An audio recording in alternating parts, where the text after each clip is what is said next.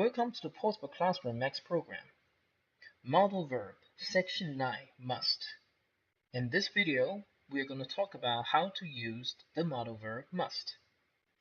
First, let's take a look at the form. Affirmative means yes, interrogative means in questions. We say, I must leave. Remember, all modal verbs are followed by base verbs. So you see, must is a modal verb, so we use leave instead of left or leaving. You must leave. She must leave. This is how we use must in affirmative sentences. Now let's look at how to use must in interrogative sentences. We move the modal verb must to the front of the sentence. So, must I leave? Must you leave? Must he leave? So this is how we use must in both affirmative sentences and interrogative sentences.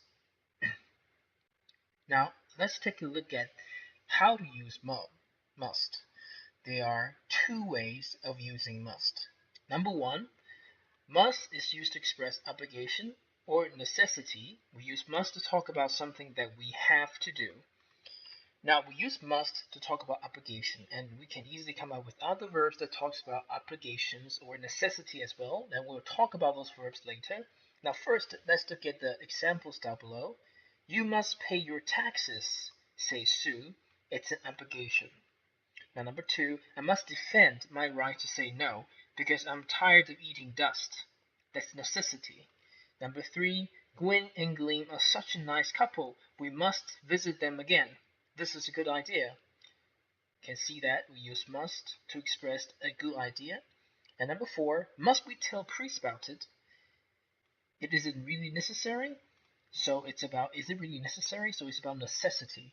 So we know that we use must to express the following two things. Number one is obligation, something that we have to do, our duty. Obligation 就是义务. Number two, necessity, 需求. Alright, so when we talk about this, then we have to compare and contrast must with another very similar phrase, have to. Let's take a look over here. Now you can see this is a chart. Now let's look at the column for have to or has to. You can say that when we say have to, has to, it's about external obligations. External 是外在的. Like you have to take off your shoes before you get into the museum. So it's an external obligation, such as handling in your homework on time. Now students have to do their homework at home. It's an external obligation. But when we use must, it's more about personal obligations, like we must eat. It's a personal thing. If we don't, we will die. We must go to sleep. I must sleep. I must go to bed early today. It's a personal obligation. Here are more examples of how to use have to or must. Now here, you can say that. Okay, let me make it bigger, a little bigger. Now here, we also use must to express a strong obligation. So remember, both have to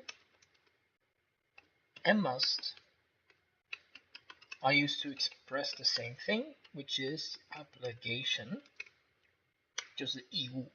We can use both have to or must to express obligations, but only when we use have to, we are talking about external ones. External obligation.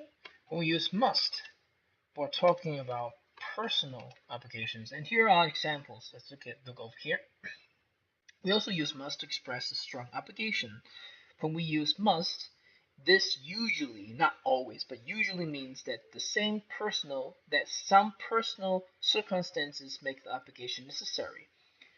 In translate into Chinese, 当我们 use must 的时候，通常是代表我们个人的需求，还有个人的结果，让这个 obligation 会造成的结果，让这个 obligation 这个责任变成有需要的。And the speaker almost certainly agree with application. Like the following examples, I must go to bed early, so you can see this is a personal thing. 这是个个人的需求，个人的 obligation. They must do something about it. It's a personal thing as well. You must come and see us sometime. Personal request. I must say, I don't think you were very nice to him. 这也是个 personal 的 idea. So usually when we use must, we're trying to express personal obligation. 带有个人因素的一些必须要做的事情。Now, when we can also use have to express a strong obligation. When we use have to, this usually means that some external circumstances make the obligation necessary. 当我们用 have to 的时候，通常是外在的一些结果啊或条件，让这样子的一个 obligation， 就是我们的责任，我们应该要做的事情变成需求。Look at the following examples. I have to arrive at work at 9 sharp. My boss is very strict. So you see, I have to. 外在的条件是我的老板要我9点以前要到，因为他非常的严格，这是一个外在的条件驱使他去做的事情，所以我们用 have to. Now we have to give him our answer today or lose out on the contract. 如果我今天不给他一个回复的话，我们这个 contract 签不成了，所以 I use have to， 因为这个外在的这个 expire 这个时限到期的条件让我必须要做这件事情。Number 3, you have to pass your exams or the university will not accept you. 你必须要通过这个考试，不然的话大学就不会接受你。所以外在这个条件，大学会不会接受我，促使我必须要去做通过考试的动作。Number 4, I have to send a report to head office every week. 因为 head office 每个礼拜都要求我寄报告，所以 I have to send them. So you can see that we use have to for external circumstances or obligations. 通常 have to 是外在环境促使我们去做的一些责任性的动作，但是 must 通常是 personal， 有点像我们个人的因素，比如说 you must come often， 你应该常常来啊，这些比较 personal 的 request， 比较 personal 的 obligations 我们会用 must. So this is the difference between have to and must. Go back to our lesson plan. Alright, let's look at number 2. Must is used to express logical conclusion. In affirmative sentences, we use must to say that something seems sure and certain. We use must to talk about things that are very likely. So, secondly, we use must to talk about the following thing. We use must to talk about something that is sure and certain. We also use must to talk about something that is very likely. 好 ，must 这个用法是用在我们确定的事情，或者是非常有可能发生的事情，我们会用 must 来做。For example, number 1, Leo must be very tired after his long trip. 所以我们认为 Leo 这是一个 logical， 是一个有 logical conclusion， 意思就是说是逻辑的一个结论，因为他今天做了很长的 trip， 所以他一定非常的累。So this is to express logical conclusion in affirmative sentences. And 注意 must 只可以用在 affirmative sentences， 就是 yes 的句子里面。注意看下面的句子都是肯定句。Number 2, a logical conclusion in the present. I'm certain that Leo is tired. Number 2, Andrew, you must be joking. That can't be true.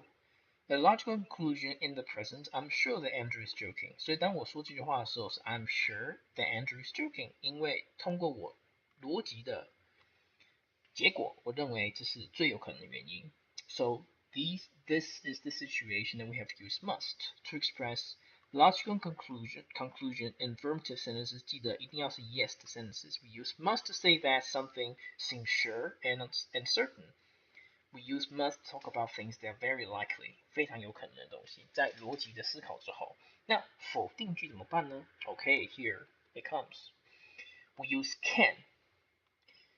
Logical conclusion in questions and negative sentences. 所以肯定句这种情况的肯定句要用 must， 否定句的话和问句要用 can。In questions and negative statements, use can to express logical conclusion and to talk about certainty.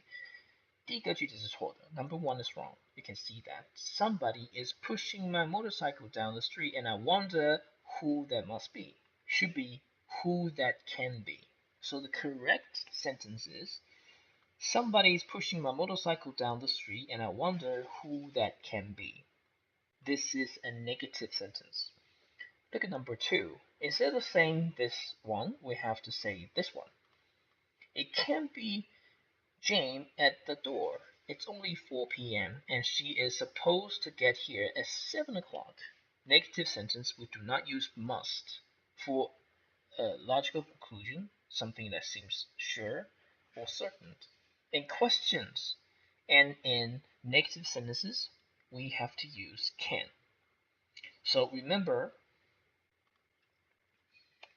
with something that is logical, something that seems sure or certain, in yes sentences, we use must. In no sentences or questions, we use can. All right? So this is number 2. Section 10, must and have with verb past participle. Logical conclusion about the past. Remember, in the previous section, we talked about using must to express logical conclusion. In affirmative sentences, yes sentences, we use must to say that something seems sure and certain, and we use must in present tense sentences.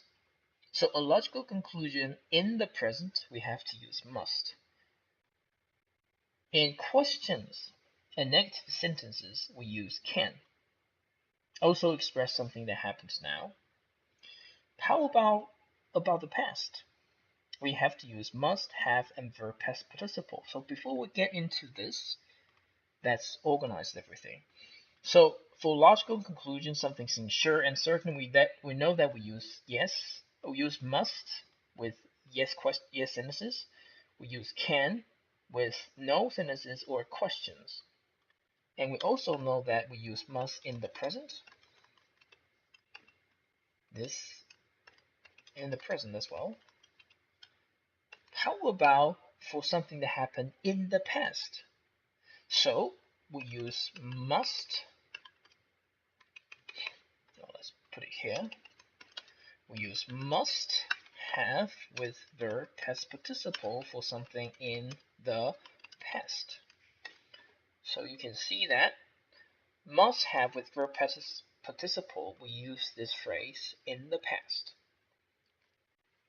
Must is in the present. Must have with verb past participle is in the past. Let's look at examples. Number 1, if we say that something must have happened, we mean that we are sure that it happened.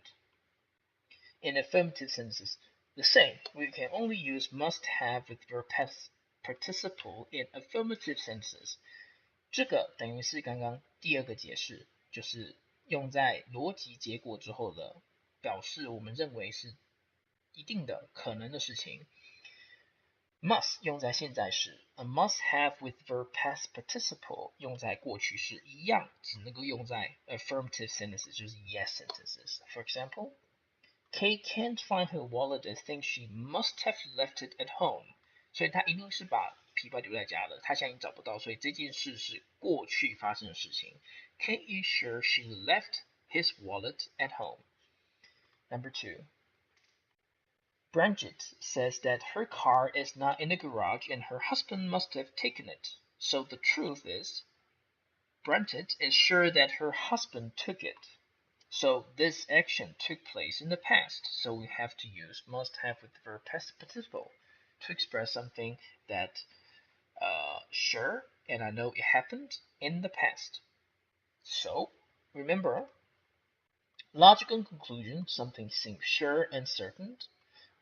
Yes sentences, we use must, but remember we use them in the present. No sentences or questions, we use can. Remember we use them in the past. And must have with verb past participle also express something that is sure and certain and logical. And we use this phrase in the past. Also, it can only be used with yes sentences. Alright? How about for something that is logical, sure, and certain, but it's not true. Like in questions or negative sentences, we use can instead of must. How about in the past? Well, the same. If we are going to talk about something like this in the past, then we use could have with verb participle in the past with questions and no sentences. Take a look at this.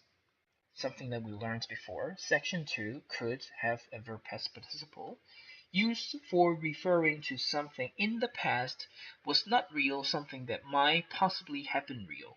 So in questions or negative sentences, instead of using must have with verb past participle, we use could have with verb past participle. Now this is the end of the Portable Classroom Max program model verb section 9